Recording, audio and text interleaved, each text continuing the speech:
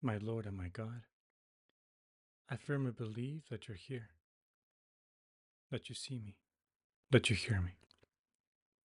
I adore you with profound reverence. I ask your pardon for my sins and the grace to make this time of prayer fruitful. My Immaculate Mother, Saint Joseph, my Father and Lord, my guardian angel, intercede for me. My family, when my older brother is trying to kind of say something strong to my mom, instead of addressing her as mom, he calls her by her first name. And it always sounds kind of strong when he calls her by her name, Cecilia. Because it's in a way like saying, hey, you're not my mother. Even though that's not necessarily what he is implying. But it does, because of the custom of calling her mom and then changing that to the first name. It's like saying, hey, in a very strong way. And that's what it sounded like. It always sounded very strong. And this is a little bit what comes to mind when I read today's gospel. Jesus is speaking, and a woman from the crowd calls out and says to him, "Blessed is the womb that carried you and the breast at which you nursed." This woman who is praising Jesus' mother, something that must have been very pleasing to Jesus. Of course, he loved his mother. Of course, he was happy that someone was praising her. But Jesus replies in a little bit of a surprising way. He says, rather, blessed are those who hear the word of God and observe it. And we could be a little bit shocked when we read this, thinking, well, is Jesus kind of not happy with his mother? Is he not happy that this woman is praising her? Couldn't he have just said, like, hey, thank you? And actually, yes, she is a wonderful woman, which is more or less what we would have expected.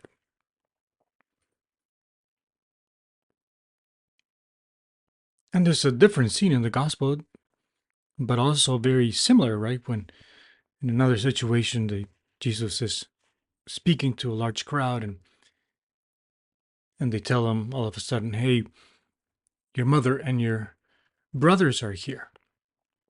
They are wanting to speak to you. And he says to them, who is my mother and who are my brothers? And pointing at his disciples, he says, those who do the will of God, those are my brothers and my mother. Again, moments that could feel like Jesus is not kind of happy with his mother, not recognizing her or not accepting any praise of her. But obviously, we need to understand the church has always understood these scenes not as Jesus pushing his mother away, but more an invitation to all of us to imitate Mary.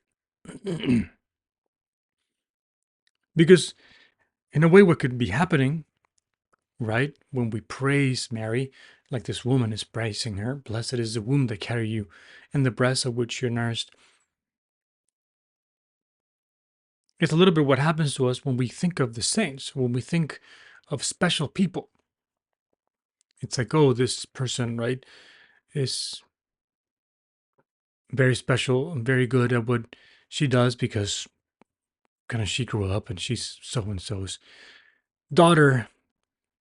And because of the situation in which he has been brought up, or because of the many graces he received, and we kind of distance ourselves from those people. whether it's a saint, whether it's an amazing athlete, whether it's someone super smart or someone that is accomplishing great things, we kind of distance ourselves from them, pointing out something that makes them different, right? Oh, they went to this school, I didn't.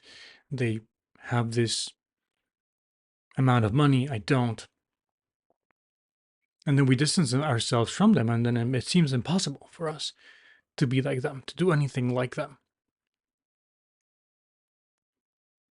And of course, Mary is the mother of Jesus, and she carried him in her womb, and she fed Jesus, she nursed him.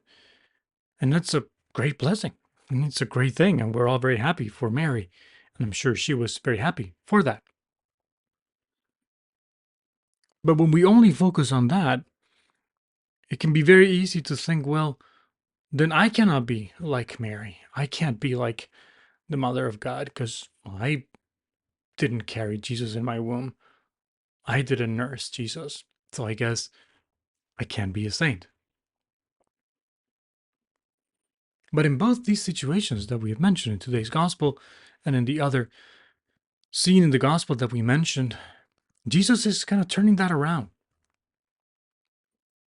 Not to put down his mother, not because he didn't love her, but because he wants us to realize that, hey, my mother is great and she's a big, amazing saint, not because she was my mother, not because she bore me in her womb, not because she nursed me, but because she heard the word of God and observed it. Because she did the will of God every single day of her life. And because she was faithful and generous. That's what makes Mary a saint. Not the fact that she